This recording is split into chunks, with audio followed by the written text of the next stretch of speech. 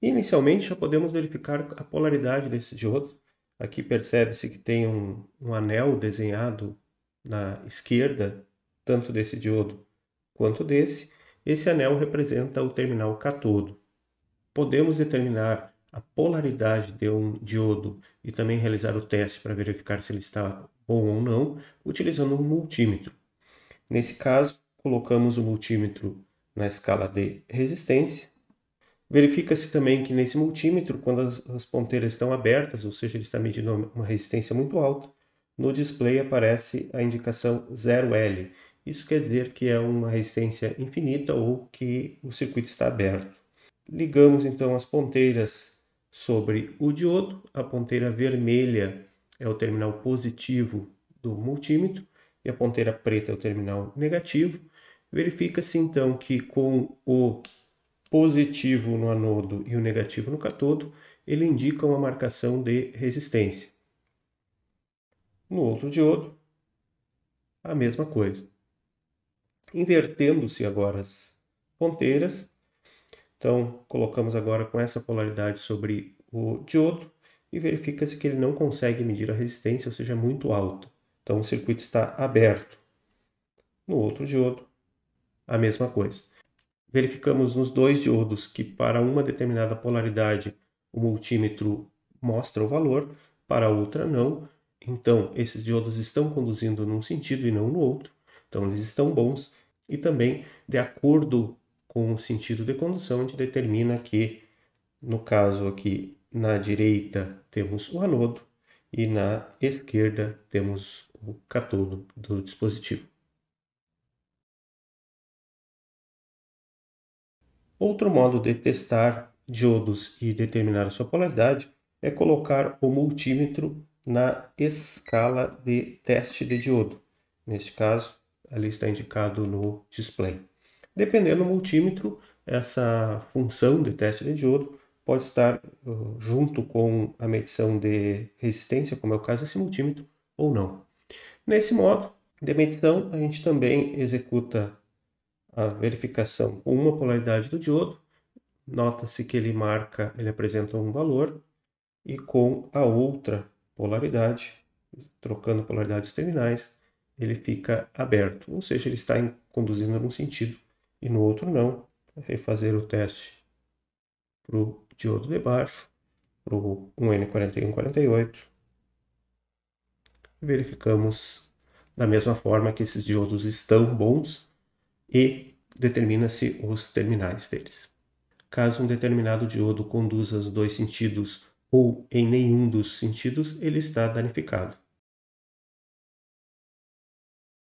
Para a obtenção da curva característica de um diodo, será montado esse circuito em um protoboard, circuito composto por uma fonte de tensão controlada, um diodo e um resistor, o resistor para limitar o valor da corrente. A tensão da fonte de entrada será alterada, vários valores, e para cada um desses valores de tensão de entrada será monitorada a tensão sobre o diodo e a tensão sobre o resistor. E, através da lei de Ohm, a tensão sobre o resistor será convertida em corrente no diodo. O circuito, então, é montado em protoboard, com o diodo 1N4148 e um resistor de 1K. A fonte de tensão controlável será, então, ajustada. Vamos ligar a fonte. Ajustar o valor de tensão, inicialmente em 0 volts. Verifica-se então os dois multímetros. O multímetro da esquerda mede a tensão sobre o diodo e o multímetro da direita a tensão sobre o resistor. Ligando a fonte, então verifica-se que existe uma tensão muito pequena que aparece sobre o diodo e sobre a resistência não tem tensão, como já era esperado. Agora, ajustar aqui a tensão para 100 mV. Então verifica-se que essa tensão aparece sobre o diodo e sobre a resistência não temos tensão. 200 mV, a tensão da fonte, continua o diodo não conduzindo. 300 mV, começa a verificar uma pequena tensão sobre o resistor, 400 mV, 500 mV, 600 mV, 700 mV, 800 mV, 900 mV, 1 volt, 1,1 volt, 1,2 volts, 1,3 volts, 1,4 volts, 1,5 volts, 1,6 volts, 1,7 volts, 1,8 volts, 1,9 volts, 2 volts, 3 volts, 4 volts. Verifica-se que a tensão sobre o diodo ela cresce até um determinado momento e depois, mesmo com tensão mais alta, a tensão sobre o diodo praticamente fica constante, no caso desse diodo, 0,67 volts. Menos 1 volt, menos 2 volts, menos 3 volts.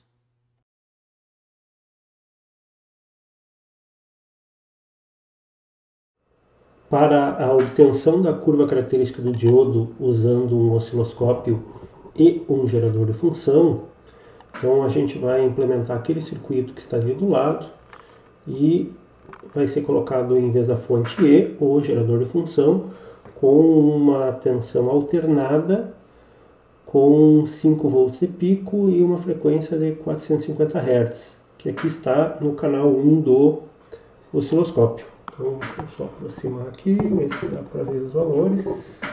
Está ali cerca de 5 volts de pico a pico e uma frequência de cerca de 450 Hz. Variando um pouquinho, mas isso não é problema. Bem, agora, deixa eu só passar para o próximo aqui. Aqui é o mesmo circuito que tinha anteriormente. Vou aplicar então o valor ou a tensão do gerador de função aqui nesse circuito. Deixa eu só desabilitar de novo o gerador de função, pronto. Então aqui está ligado no circuito, aqui a tensão do gerador de função. No canal 1, que é esse aqui, com a anilha amarela, vai ser colocado para medir a tensão sobre o diodo. Vai ficar meio bagunçado isso aqui. O canal 2 do osciloscópio, que é o canal com anilha azul, será para ver a tensão sobre o resistor. Como esse osciloscópio não é isolado, os dois canais com o jacaré, os dois jacarés dos dois canais, tem que estar no mesmo ponto. Então, aqui. Com isso, a gente vai medir a tensão sobre o resistor, que a gente vai depois transformar isso em corrente também, invertido. Então, vai estar negativa essa tensão. Agora, voltamos aqui para a tela do osciloscópio. Ali está a tela do osciloscópio. O gerador de função ainda está desligado. Agora eu liguei o gerador de função. Vou fazer um trigger aqui. Então a tensão sobre o diodo, deixa eu só tirar o canal 2 por enquanto. Tensão sobre o diodo é... Deixa eu parar essa forma de... Tensão sobre o diodo, então, é quando o diodo está em condução, que é nesta região aqui, fica cerca de 0,7 volts sobre ele. E aqui, quando ele está bloqueado, fica a senoide sobre esse diodo. Esse ruído é devido ao terra do osciloscópio e dos dois canais. Está no ponto central entre o diodo e o resistor, então ele perde um pouco a referência do terra do circuito, então ele dá um pouco de ruído. Deixa eu soltar aqui de novo. E no canal 2 tem a corrente passando pelo resistor, que é a mesma corrente que passa pelo diodo. Quando o diodo está em condução, tem corrente passando, como eu falei, essa corrente está negativa, porque está medindo na referência equivocada, referência errada do resistor. Eu já inverto esse canal, só vou colocar aqui para zerar, colocar o zero do canal bem no centro. Aqui está. Do canal 1 já está. Vamos mexer um pouquinho mais nessas escalas. Aproveitar um pouquinho melhor a tela. Então, aquilo que eu falei antes aqui, quando o diodo não está em condução, tem bastante ruído, que é devido a perder essa referência. E quando o diodo está em condução, o sinal está bem mais limpo. Aqui, canal 2, então eu vou inverter o canal para que fique sempre positivo. Então o osciloscópio está mostrando no canal 1 a tensão sobre o diodo e no canal 2 a tensão sobre o resistor, de onde a gente vai tirar a corrente, equivalente à corrente passando no diodo. Vamos trocar aqui o display do osciloscópio para ele colocar XY.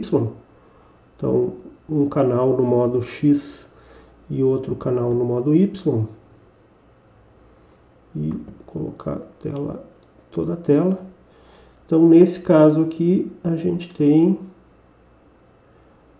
a curva característica do diodo.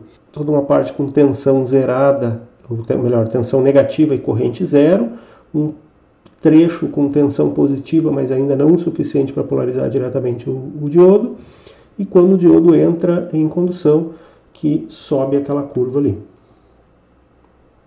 Aqui está então mais limpo o sinal, então dá para perceber a curva característica do diodo obtida através do osciloscópio, gerador de função e osciloscópio.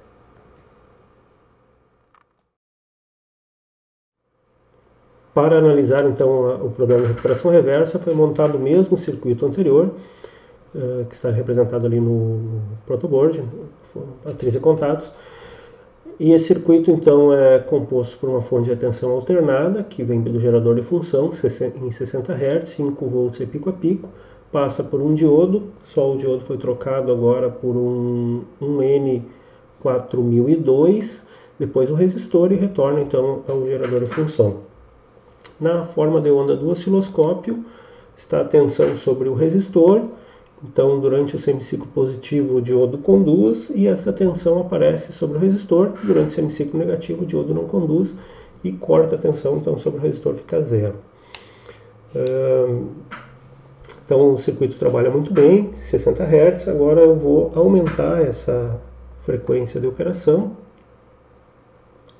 para verificar que com frequências mais altas, deixa eu aumentar aqui, que já está em 1 kHz.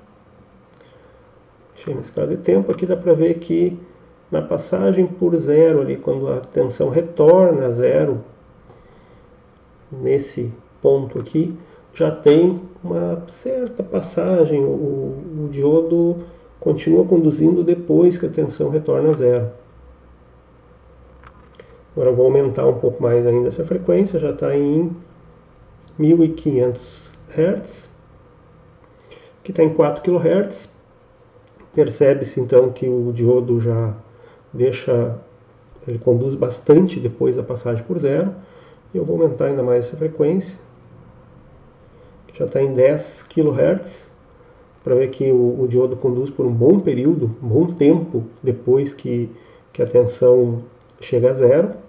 Então eu vou aumentar mais um pouco ainda essa frequência, 11 kHz, 12, 13, 14 kHz. Então, para ver que esse diodo já não responde muito bem, ele não foi feito para frequências mais altas. Esse aqui é o efeito recuperação reversa, então o diodo, quando deveria parar de conduzir, que tem que voltar a existir a zona de depleção, voltar ao tamanho normal, ter a recombinação dos portadores maioritários e minoritários, ele demora muito para acontecer isso, e enquanto isso não acontece, não é recomposto, existe essa corrente durante essa recuperação reversa. Agora a gente vai verificar com outro diodo como que ele se comporta em relação a essa questão. Aqui está diodo trocado, agora está sendo usado o diodo 1N4148, continua na mesma frequência de 14 kHz e o diodo continua respondendo bem, sumiu aquela parte ali do semiciclo negativo. Aqui eu estou aumentando a frequência, que ele começa também a ter um problema de recuperação reversa, mas aqui já está em 38 kHz. Bem, então nesse material foi visto alguma coisa sobre as características do diodo, como verificar quais são os terminais de um diodo, usando o multímetro, como verificar a curva característica de um diodo, usando tanto o multímetro quanto o osciloscópio junto com o gerador de função, e por último foi visto a questão da recuperação reversa de um diodo. Vai ser entregue para vocês alguns materiais em relação a essas aulas práticas, para que vocês consigam replicar alguma coisa disso via simulação, para verificar os dados de um diodo e entender como que um diodo funciona em um circuito.